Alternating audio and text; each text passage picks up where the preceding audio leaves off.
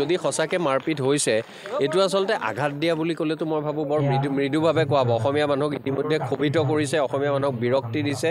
আৰু এই যদি কাজিয়া পেচাল উৰিয়াউৰিবোৰ অসমীয়া ভাষা সাহিত্য উত্তৰণৰ বাবে হ'লহেঁতেন, যে মই এটা কথা কৈছোঁ আনজনে কৈছে, তেতিয়া কথাটো বেলেগ আছিল।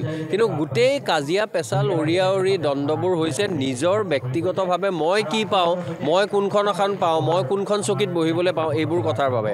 আৰু সেইবাবে আচলতে অসমৰ নতুন প্ৰজন্ম আৰু সাহিত্যৰ লগত যিসকল মানুহ ব্ৰতী হৈ আছে তেওঁলোকৰ আচলতে সাহিত্য সভা বুলি ক'লে এক ধৰণৰ উদাসীনতা বা নিৰ্লিপ্তি আহিছে। তেওঁলোকে সাহিত্য সভা বুলি ক'লে কোনো ধৰণৰ আগ্ৰহ অনুভৱ নকৰে। আৰু তাৰ কাৰণে মূলতঃ দায়ী সাহিত্য সভাৰ এই কৰ্মকাণ্ডবোৰ। আৰু মই লগতে খালি এটা কথা কওঁ যে বহু কিন্তু জিলা আৰু শাখা সাহিত্য সভাই বিভিন্ন প্ৰত্যাহ্বানৰ পিছত তেওঁলোকৰ কামটো ভালকৈ কৰে, কিন্তু মূল সাহিত্য সভাত গৈ হাতী যেনেকৈ মূৰৰ পৰা মাছ মূৰৰ পৰা গেলে বুলি কয়, ঠিক তেনে এটা পৰিৱেশ আমি সাহিত্য সভাৰ কথাত দেখা পাওঁ।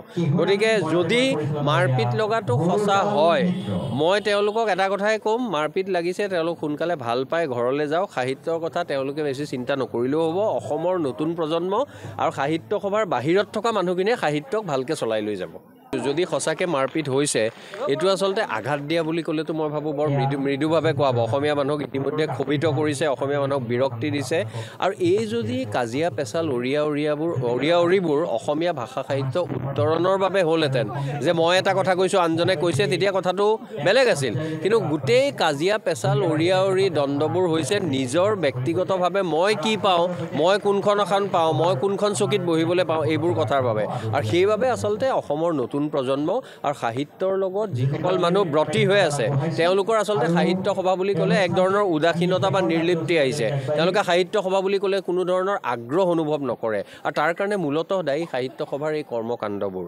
আৰু মই লগতে খালি এটা কথা কওঁ যে বহু কিন্তু জিলা আৰু শাখা সাহিত্য সভাই বিভিন্ন প্ৰত্যাহ্বানৰ পিছত তেওঁলোকৰ কামটো ভালকৈ কৰে, কিন্তু মূল সাহিত্য সভাত গৈ হাতী যেনেকৈ মূৰৰ পৰা মাছ মূৰৰ পৰা গেলে বুলি কয়, ঠিক তেনে এটা পৰিৱেশ আমি সাহিত্য সভাৰ কথাত দেখা পাওঁ।